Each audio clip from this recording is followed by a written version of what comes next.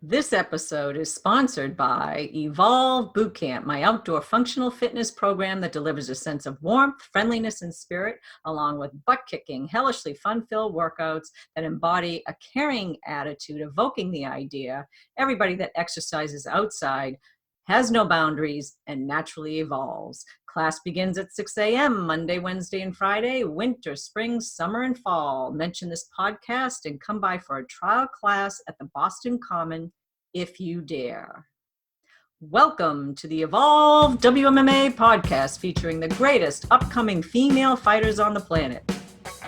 They are women who have gone against conventional thinking to pursue their dreams. These fighters inspire, empower, and unleash excellence within a new generation of female warriors as they rise and evolve into the best possible version of themselves through the power of mixed martial arts.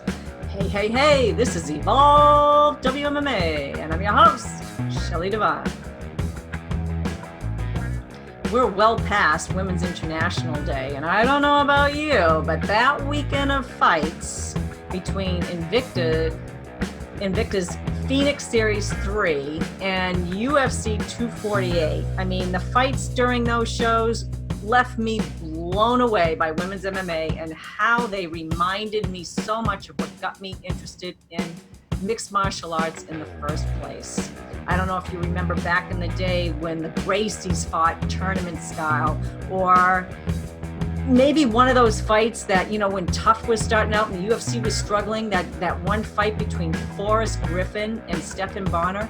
Well, this past, actually, during International Women's Day, it's 2 weeks since then, we had fights between Zhang Weili and Johanna Jacek, and then there was Lisa Verzosa versus Yulia Stoliyanko. And I mean, one was a bloodbath, and the other one, I mean, these women were true warriors. It was blow for blow craziness during these fights. One was a bloodbath. The other one, the girls, I mean, they were messed up. I'm like, oh, it was crazy. And you couldn't help but, get wrapped up in the whole thrill of victory and the agony of defeat. And I love these fighters for getting in the cage, leaving their heart and soul in there.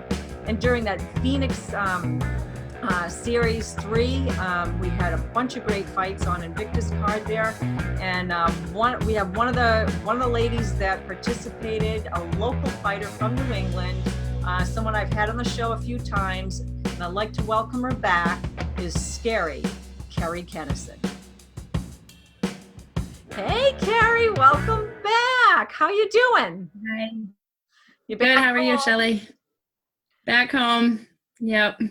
And you had a tough fight. I thought you looked great in it, but I could tell by even you standing there, you didn't think you won that night.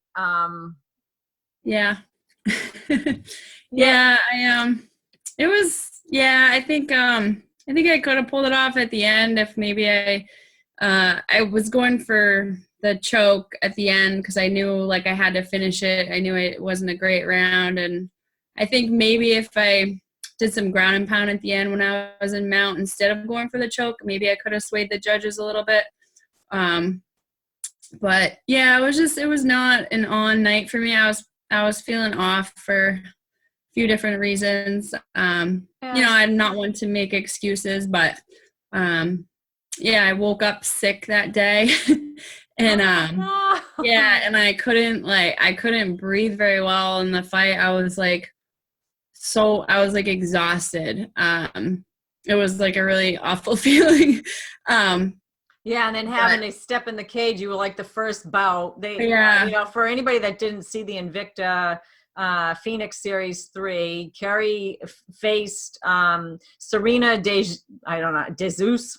DeJesus, and she was actually an alternate or whatever. Yeah. I guess your opponent, was it supposed to be Jillian Knoll or something, or you don't know? Well, we didn't know. I mean, she had replaced Jillian in the tournament, so it would have. Yeah, I don't know if it was still a random draw. But yeah, I know. Like, I went to dinner with Serena the last time I was there. Yeah. I'm friendly with her mother and stuff. So when it got pulled, we were like, okay, Oh, way to start it off. Yeah. Her mom gave me a hug and she's like, I still love you, kid, but we'll be friends later. So, but yeah, so she's a really nice girl. Yeah, nothing against her or anything. I just think like if a few circumstances were different, I think I could have pulled it off. Yeah, I mean, I've seen you fight several times, and I don't think you looked completely like yourself on a few notes, because I mean, you fought. I mean, one of your last fights, you fought Lisa. I still refer to her as Spangler, but Zoza, and that was like a crazy fight, similar to the one she had that night. Yeah. And you had the takedown in the very first few minutes and looked good. At the end, you just got kind of reversed at the end. But I mean, the fight was a bit back and forth. I don't feel like you hit your stride in the that first round. Like you were still kind of warming up, or I was like, all I was thinking was like, is she slow starting? Is she just kind of like, I felt like you were slow starting. Yeah, I felt, like I said, I felt really off, like physically. I was very I just didn't feel strong. I felt very weak and tired. Bummer. And I think some of that was, I was coughing like all night. We were joking like I had coronavirus or something. Oh dear. But no, I was like coughing all like night in the morning on fight day. So it was like, this really sucks. Yeah, right. Wow. But that, and like at the same time too, I think in hindsight, it was coming back a little too soon from some injuries in my last fight with Lisa. Mm-hmm. My hand was healed in the aspect where the doctor said I was healed, but still causing me a lot of pain. When you hit, did it cause a lot of pain when you were hitting her? Yeah. Not in the fight so much. I didn't feel it, but like, the whole training camp and, the night I was warming up and I was feeling it. And it was like, you never expect to go into a fight 100%. Things, always happen. But I think that mentally I was coming into it not wanting to get into a stand-up fight, basically, just because I was a little worried about it in the back of my head. So I think that I fought a little bit out of desperation for trying to get a takedown and really staying like glued to her, even though I was feeling not so physically hot. So I think that if I didn't have that sort of doubt in the back of my mind about the structure of my hand, like I probably could have made it a stand-up striking fight. That makes it so. She's a pretty strong girl, so yeah. That makes it really tough. Like if you do have an injury and it's still fresh in your mind and you don't feel completely recovered. I mean, I mean, that's the reason why I haven't, like when I was younger, I didn't take some fights because I had the knee injury and I never had surgery for it. I mean, I have a partially torn ACL. It's just a non-functioning one now. Yeah. And so, I mean, just recently I was sparring with a guy and he took out the lower part. Like he kind of just did a little sweep with my leg. Did nothing, didn't hurt my leg, nothing. But the way I went down, I tweaked my bad knee and I was like limping for 2 weeks, and I'm like thinking that could put me out of work. So with you with the hand, it's like, man, you have that in the back of your head and you can't get rid of it. You just can't, no matter what you do. Because I really I've been wanting to do this tournament for a while and I got the call and I really was up in the air about it for a couple weeks and, we said yes but I was still like, like it was just not ideal timing. But I thought, screw it, we'll take the chance and see. And I just couldn't really get myself right mentally and, but you live, you learn and Yeah, it's not something that you can go into a fight thinking about. You got to be like all in. And so yeah, but unfortunately that's the way it panned out. I thought Serena had won the round after my fight with her. I thought she won her second fight, so I thought she had the chance of going the distance, but she's a nice girl. So yeah. Wow. I mean, I got to hand it to you. You still got in the cage. I mean, where a lot of fighters even might not have even done that. They probably would have stayed home or whatever, and not showed up or not made weight. Or, I had started a new job back in October, a few weeks before I broke my hand. So I was out of that job for like 2 months while my hand was healing. So I was like, I don't want to, like, I'm going to get fired, if this happens again. But so, yeah, I was like thinking about that. But yeah, so we're going to take some time and just going to focus on some different stuff. And hopefully I'll be back. Maybe I would say 6 months or so. I probably need to really get everything squared away. And will Invicta have you back? Do you have anything in contract with them, or did they say leave you with anything after that, after the tournament? Did they? Well, this was like a separate contract, so I have one more fight on my original contract. So I could be wrong. I haven't we've talked to them about coming back, so we'll be back. I think we'll be good. Just not for maybe a little while. Wow. Yeah. So it's good to take a little bit of a break. But I mean, I know, you're, financially for you as a fighter, you're just kind of like, you're just going at it and you haven't really earned an income from this. You're putting everything on the line, physically, mentally, emotionally, career-wise, all that sort of stuff. And so taking this risk to be in this tournament, did they pay for everything going down there? Yeah. They always take care of us very well. That's awesome. And I still got paid. So the way that the first 2 rounds of the tournament worked was you got paid the same, win or lose. But if you got like a finish, then they would give you a bonus. So yeah, I got paid some. Of course they pay for everything for myself and Ed to go down there. So yeah, they always take good care of us. Yeah. So how did Ed feel about the whole thing? What was his take on you in there and as your coach, and how did he see things for you? Yeah, I think that we both kind of agreed that like I couldn't get my mentality right. We were hitting pads and warming up, and I was like, I made a comment like, I feel my hand, and I just like sat down, and he was like, he's like, I just knew like you weren't going to be right. So yeah, it's just one of those things like, the physical part of what we do is obviously very important, but the mental part is just as, if not more important. So really getting that, that fight mode, that, the fight mode, getting that right is like crucial. So do you know what that is? I think I heard you say at one point, I don't know if it was during an interview or you wrote it someplace or something, I don't know, but you were seeing, a mindset coach.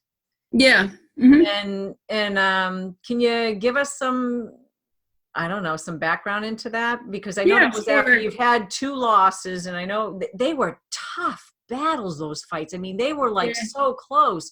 So, I mean, you knew you went in there and you felt like, I probably, like I won, I got this. I mean, I put everything into this. And how do you go from, the next fight and the next fight? So it's typically, I mean, granted, this was a tournament, it was a 1-round thing. It's another loss. How are you putting that into your head and then being able to, in another 6 months or whatever, get back into the cage? Yeah, so I've been working with his name is Caleb Rogers.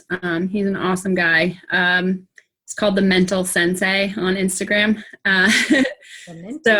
He actually lives in Kansas City, which is where I've been fighting, obviously, for Invicta. So every time I've gone down, my last 2 fights, I've been able to see him and meet with him, and he's come to my fights. So it's been worked out, pretty well.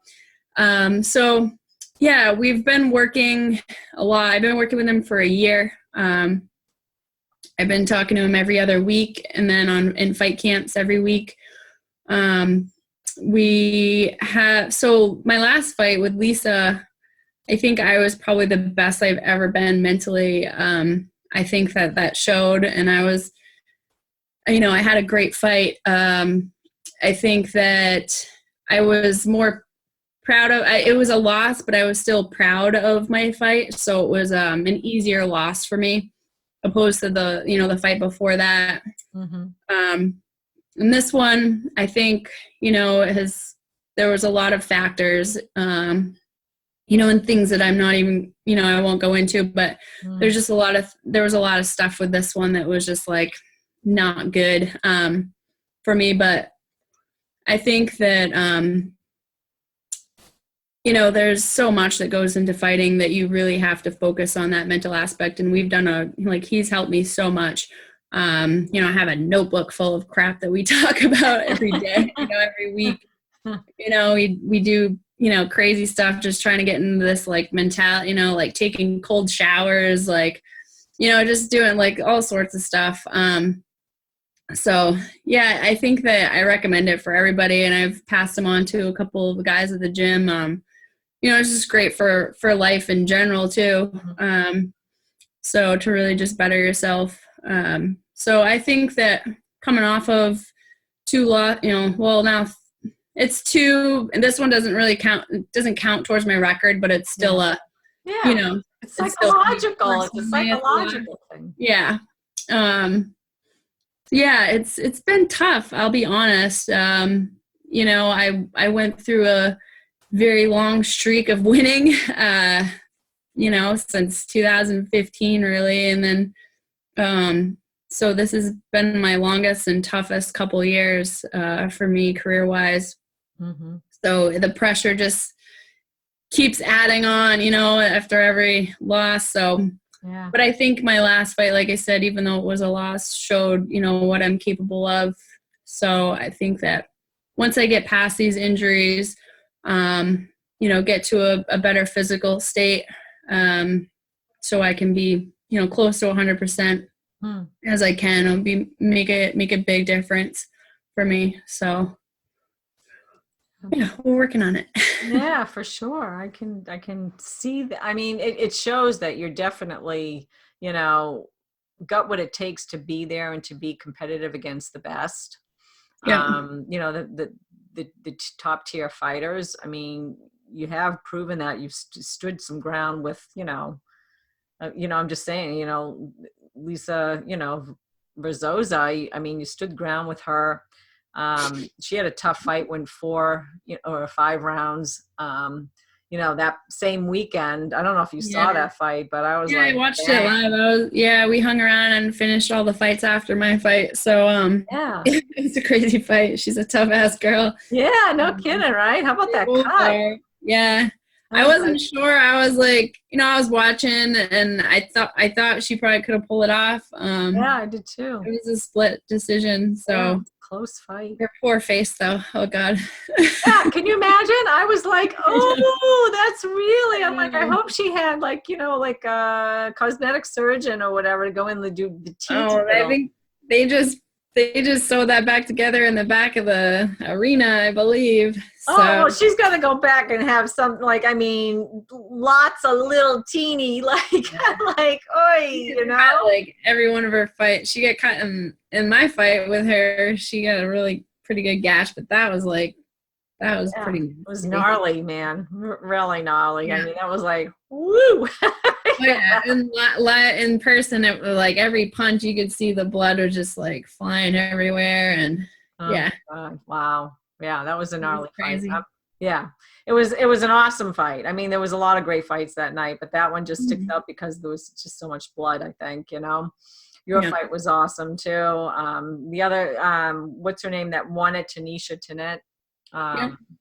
She did great, really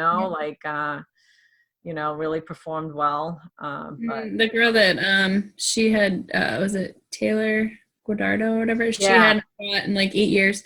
Yeah. The final. So yeah, we were actually watching out for her because Ed was like, this chick's 0-0, but we gotta watch out for her. And she was an Emmy coming in, right? Like an amateur fighter coming in. It was her first. She's been around like a long time ago. She fought like Ronda Rousey and Raquel Pennington and stuff. Oh wow! So she was on our radar. She made it to the finals. So, yeah. Yeah, you could see yourself fighting any of these girls in the in the future. Yeah, absolutely. Yep, it was good to see because, that was the bulk of, there was a lot of us there in the Bantamweight division. Yeah.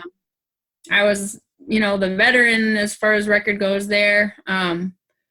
So it was a little like, all right, I got to prove myself now because I think a lot of people expected me to beat Serena and, it just didn't pan out.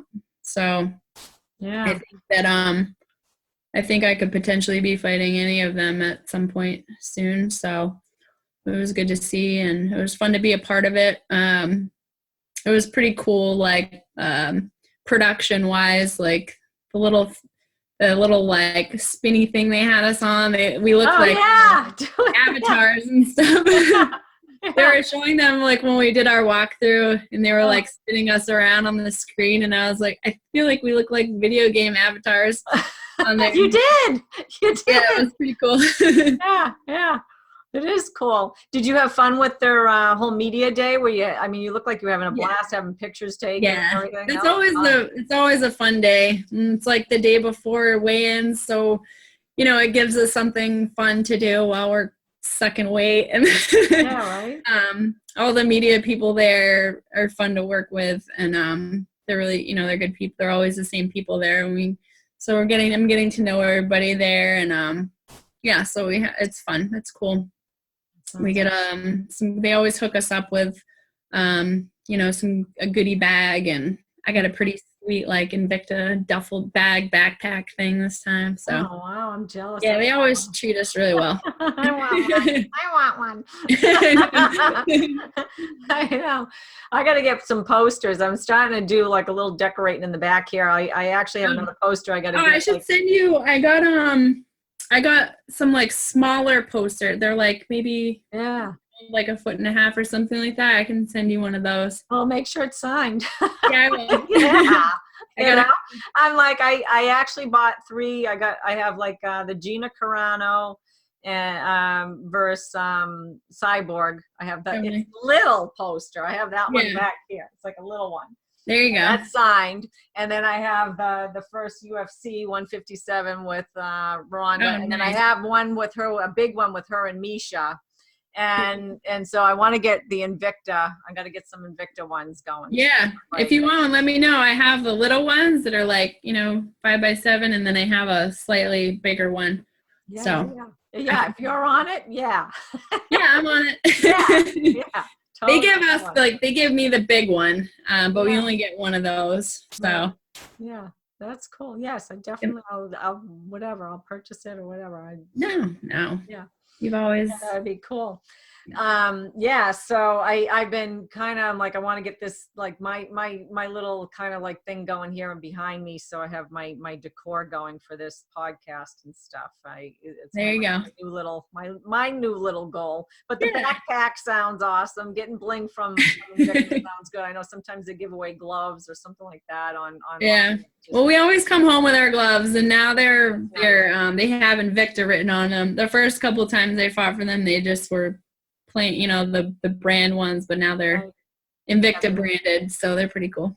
That's pretty cool. Yeah. I'm gonna have to put those in like a little box. We actually Ed actually made one shadow box for my last fight. My fight shorts, they have like blood all over them. Yay, even better. That's awesome. Yeah, and my gloves are kind of in there like this, and so we have a nice shadow box at the gym, so it looks pretty cool. Yeah, that's awesome. That's so good. Yeah. It's great having that stuff, and Yeah. it's like, hey, that was me. Yeah. I know.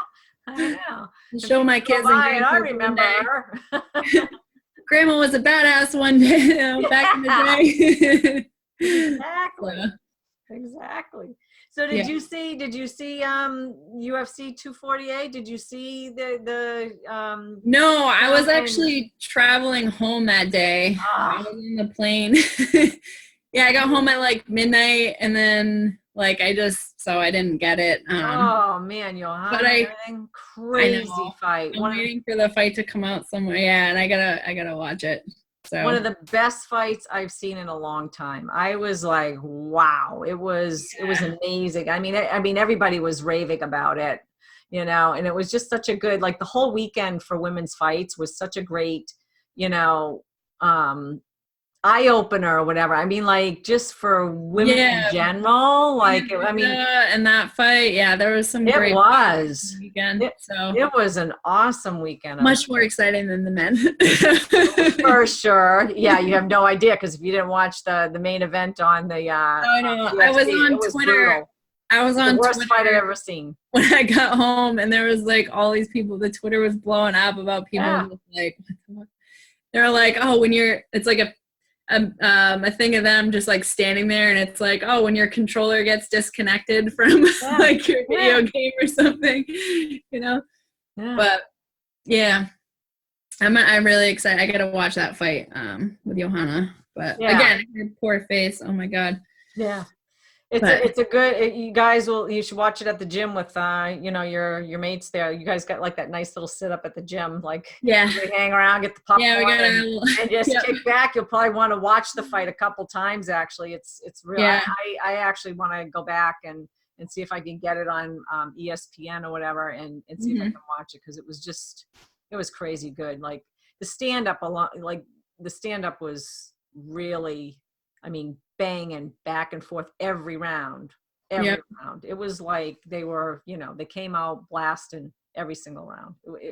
It was nonstop action. Crazy. And it was kind of like Invicta. Invicta did the same thing. It was like nonstop action all night, like on their card. Your fight was, nonstop. All the other, girls that were in the tournament, they were, and then it finaled with that bloodbath. That was insane. So it was very cool. Yeah, it was a good weekend. Yeah. So, do you have any sites? Any fighters that you kind of saw that you'd like to pair up against eventually, or? No, honestly, any of the girls in the tournament, I'm really, whatever Invicta thinks that, my path should be, I'm going to go down it. I can't really be a picky right now. I've had a couple losses. So if they, want me back, which I'm told they do, that, we'll do what they say. So, cool. I would like to have, I like Serena. She's a great girl. Maybe have that fight at some point again, a full fight. I think that at the end of the round, I was sort of coming into it a little bit. So I think that, no disrespect to her, but I think I could pull that off if I fought her again. So a couple more rounds, and totally, that's what I wondered too. Yep. So we'll see what happens. I'm just gonna focus on training. I'm gonna do a lot of jiu-jitsu tournaments coming up, and just get more active in that again. Just get back to my roots a little bit, and and go from there. So we'll see what happens. Sounds a good game plan. And how were your students? They were excited. They watched, I'm sure. And then, what was the reaction when you came home? Yeah, I have some girls at the gym that I train with.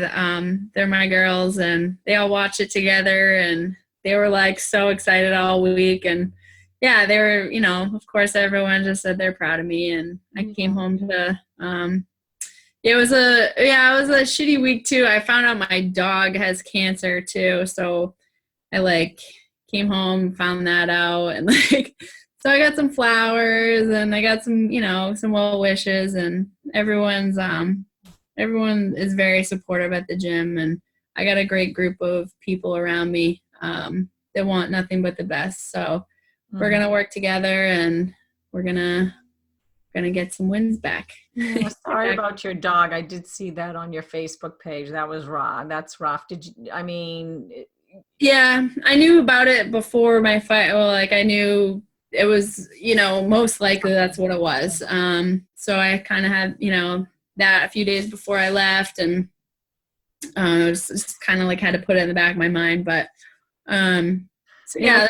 Amazing how you guys get in there and get in the cage and you got all this stuff going on, and then you get in there and you're fighting for your, your life, basically. Yeah. It seems like a lot of you fighters, you have these connections with your pets and yeah, like everything, going down, everything that happens in your life is like, it's still connected to you physically, like everything's connected. So sometimes it's hard to separate these things that get in your way, and you gotta like try to get into this, this mentality, and you gotta block everything out sometimes. And the training, you just get in this like mindset of just, you get the blinders on, you get the tunnel vision for 6, 7, 8 weeks of just like the grind, and you just can't think about shit. Like you have to be completely focused, right? Yeah, you just gotta go. And like I don't, I put myself on, I train, I come home, I eat, I meal prep, I don't hang out with my friends really. Like, so there's a lot that we sacrifice, and in addition to all the other life stressors that, as we go through them all like everybody else does, work, and because like you said, I'm not completely, I'm not completely financially stable just fighting. Like I have to have other jobs. So, yeah, it's a lot. Yeah. But it's my goal right now. So I'm willing to make those sacrifices. So it's what needs to be done. That's awesome. Yeah, I mean, all you fighters, are sacrificing this. It's not like being a professional, say, football player where you get a contract and you get like $1 million, a few $1 million. That would be nice for the year. It's you might get a little bit of a contract of maybe 2, 3, 4 fights or something, and you don't get paid right away. You got to wait for the fight before you get paid. So it makes it hard being a professional fighter. For sure, it's very difficult to have a livelihood and hopefully down the road, that will, hopefully change. Get maybe a union, fighters union. I know people have tried unsuccessfully. But yeah, if we could fight for millions, I know some people do, but the little guys don't. We don't. Yeah, and that's how these other big guys are making all all their money on you. And then I mean, I have to criticize it still. It's a little bit of a thorn in my side or whatever. Is like Reebok, when you get into the UFC, it's like you have to use their logos and stuff. Yeah. You can't use somebody who's sponsoring you to get income for yourself. I don't know how they finagle that with the fighters anymore, but the fighters and the gyms used to. I think like the base pay for fighters coming in is only like a few grand from Reebok or something like that, I've heard. I mean, I think it takes like 5 fights in the UFC to get like an increase in that. I could be wrong, but yeah, it's not. And the gyms don't get much from that either. The gyms used to get sponsorships, because they were putting up the fighters. It's really hard to get sponsors. Yeah, I found it's hard to get sponsorships nowadays. I mean, we get like stuff on some products here and there and whatnot, but yeah, as far as like I get some local sponsorships which have been like awesome. I have a couple. Grace. Grace always sponsors me. They sponsor me for years. So that's been, great to have. But yeah, it's hard. So it's not an easy sport, and it's not a well-paying sport. No, you really got to love it. You're at the very top. So What's that? I'm sorry, I interrupted. Oh, I said unless you're at the, at the very top. top. But yeah. Yeah, and it's only a handful that are at the very top. Yep. Even the top fighters in, say, Invicta aren't, making a living doing that. Yeah. Even though it's a great platform, it's not like any of the champions are making a living doing that. They go to work and work a full-time job elsewhere. Yeah. I mean, I think like our champions are on a level with, some entry-level UFC fighters, I think. But yeah. This is an interesting topic to talk about because it's something that would be great if it changed a little bit more, where it was more financially sustainable for fighters that are training, that maybe if somehow there was some unionization of the sport, where fighters could get, maybe even if it's just tiers or something like that, you're at this level. I think something will change one day, probably after I retire. Yeah. Well, that's something, got to brainstorm with. I know, I forgot the fighter who actually was really kind of moving towards that. She fought in the UFC, and Leslie Smith. And tried to get an interview with her, but I don't know if she's reluctant to talk about it or not. She needs some outside support too, not just fighters. The fighters are afraid to, because they don't want to be blackballed. Well, look what happened to her. Yeah, exactly. So it's like you need the UFC can't blackball someone like, that's myself, or, I'm not involved with them or whatever, but, it's finding people who have, who know how to go about that avenue a little bit, maybe more so than she did. She was a spokesperson for it, but probably not the right person to do it. They need somebody like outside of it that can't. Personally, I have no freaking clue. I don't either. I'm like, what do the Teamsters do? What do the Teamsters do in trucking and stuff? I mean, that's what you got to look at. It's like you got to go up against the UFC. But somebody will figure it out one day. Yeah, I don't know. I think there's probably some guys out there that know the whole route and avenue.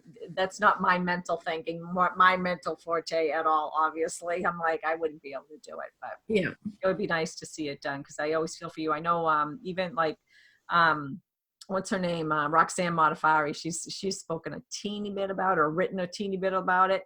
And you don't really, but she's cautious with what she says, Yeah, you have to be. Yeah. It's your employer. So yeah, exactly. That's your income. Yeah. Yeah, totally. Totally schmotally.